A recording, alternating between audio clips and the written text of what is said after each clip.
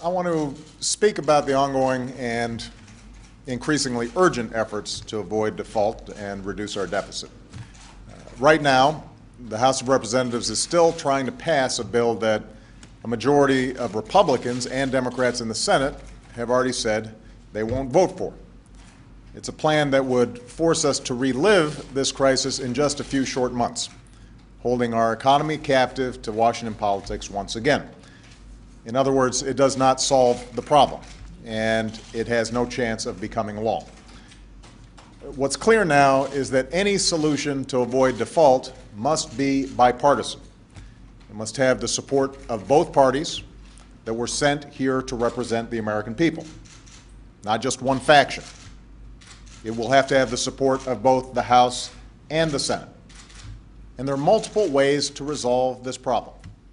Senator Reid, a Democrat, has introduced a plan in the Senate that contains cuts agreed upon by both parties. Senator McConnell, a Republican, offered a solution that could get us through this. There are plenty of modifications we can make to either of these plans in order to get them passed through both the House and the Senate, and would allow me to sign them into law. And today I urge Democrats and Republicans in the Senate to find common ground on a plan that can get support from both parties in the House, a plan that I can sign by Tuesday. Now, keep in mind, this is not a situation where the two parties are miles apart. We're in rough agreement about how much spending can be cut responsibly as a first step toward reducing our deficit. We agree on a process where the next step is a debate in the coming months on tax reform and entitlement reform, and I'm ready and willing to have that debate.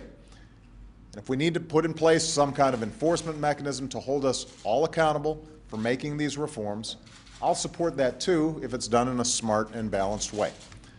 So there are plenty of ways out of this mess, but we are almost out of time. We need to reach a compromise by Tuesday so that our country will have the ability to pay its bills on time, as we always have. Bills that include monthly Social Security checks, veterans benefits, and the government contracts we've signed with thousands of businesses.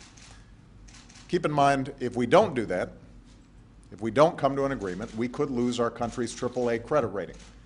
Not because we didn't have the capacity to pay our bills, we do, but because we didn't have a AAA political system to match our AAA credit rating.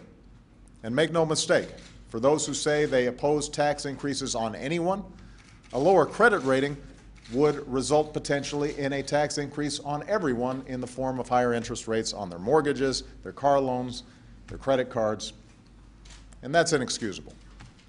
There are a lot of crises in the world that we can't always predict or avoid. Hurricanes, earthquakes, tornadoes, terrorist attacks. This isn't one of those crises. The power to solve this is in our hands. And on a day when we've been reminded how fragile the economy already is, this is one burden we can lift ourselves. We can end it with a simple vote, a vote that Democrats and Republicans have been taking for decades, a vote that the leaders in Congress have taken for decades. It's not a vote that allows Congress to spend more money. Raising the debt ceiling simply gives our country the ability to pay the bills that Congress has already racked up. I want to emphasize that. The debt ceiling does not determine how much more money we can spend. It simply authorizes us to pay the bills we already have racked up. It gives the United States of America the ability to keep its word. Now, on Monday night, I asked the American people to make their voice heard in this debate, and the response was overwhelming. So please, to all the American people, keep it up. If you want to see a bipartisan compromise, a bill that can pass both houses of Congress and that I can sign, let your members of Congress know. Make a phone call, send an email, tweet. Keep the pressure on Washington, and we can get past this.